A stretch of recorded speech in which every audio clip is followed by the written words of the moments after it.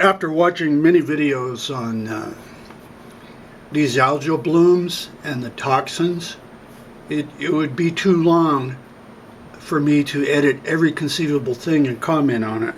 But I propose that those people died from hypoxia. A few quick notes, and then watch what follows after. Watch what follows after, and I'll put the links. Except in very bizarre situations, algae does not kill people on the spot, but lack of oxygen will.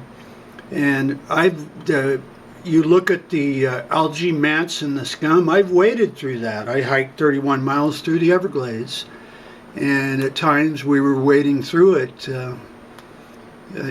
ankle deep. And people also have been in and among it. The news crews film it, and yet they're doing fine. So do you have a situation that the algae is going to kill people on the spot? I suggest not. So the algae, I think, was part of it, but the bacteria that consume the algae in a river system with pools and everything, where people are wading across pools, they could quite easily be in oxygen depleted air. Also, as a family hiked, they didn't have any symptoms coming across Hite cove. They kept going on, and then they died when they went across the Devil's Gulch area, where they could quite easily have been in oxygen deprived air for a pretty good period of time. So anyway, watch the rest of the stuff. I'm not on a holy crusade that it's oxygen deprived air, oxygen depleted air, but personally at this point I think that's what it is.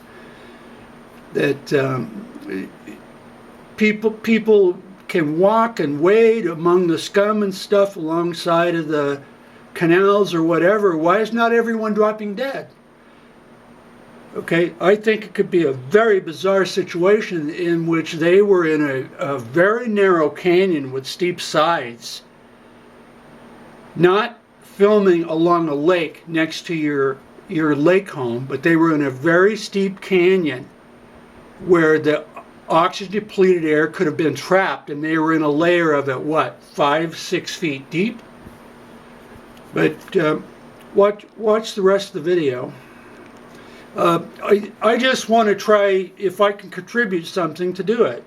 I don't monetize my videos, and I'll put the links over the next hours, next day. I'll put all the links for all the stuff I use. I'm just trying to possibly contribute something in case I'm seeing something that others don't. That's it. There is no ulterior motive. Harmful algal bloom is essentially the explosive growth of an organism. It's usually algae or a cyanobacteria in an aquatic ecosystem. Harmful algal blooms are different than our traditional algae. It's these cyanobacteria that we've referred to as harmful algal blooms that do have the ability to produce toxins. In Lake Erie, harmful algal blooms occur most often in the shallow, warm parts of the lake. Because Western Lake Erie is shallow and it's warm, blooms tend to develop there in late summer. But after they've formed in Western Lake Erie, they can then move around. Once they move east in the lake, die and sink to the bottom, they're decomposed by bacteria. But as this decomposition happens, they suck oxygen out of the bottom waters. And so they can have an impact on fish populations and some of our critters that live at the bottom of the lake because it's depleted of oxygen. One of the easiest ways to know if there's a bloom and where it is, and if it's going to affect any of your trips, especially on Lake Erie, is to sign up for the Lake Erie Harmful Algal Bloom Bulletin. And that will tell you exactly where it is. Make sure that wherever you're going to go fishing or hang out for the day on Lake Erie is not being exposed.